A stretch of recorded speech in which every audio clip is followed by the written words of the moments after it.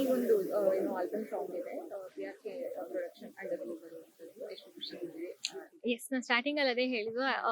Very glad. Ashwini ma'am ಅವರು ಇಷ್ಟಪಟ್ಟರು ತೋರಿಸಿದ ತಕ್ಷಣ ಅಂತ ಹೇಳಿದ್ರು.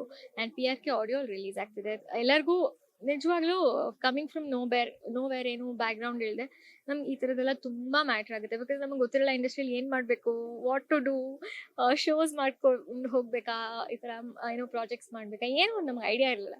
ಸೊ ಈ ಥರ ನಮ್ಮ ಸುದೀಪ್ ಸರ್ ಥರ, ಅಶ್ವಿನಿ ಮ್ಯಾಮ್ ಥರ, ಈ ಥರ PRK ಆಡಿಯೋ ಲೇಬಲ್ ಥರ ಅವ್ರ ಮುಂದೆ ಬಂದು ನಮಗೆ ಸಪೋರ್ಟ್ ಮಾಡಿದಾಗ ಐ ಥಿಂಕ್ ನಮ್ಮ ಧೈರ್ಯ ಕೂಡ ಇನ್ನೂ ಜಾಸ್ತಿ ಆಗುತ್ತೆ to do good more content ಅಷ್ಟೇ.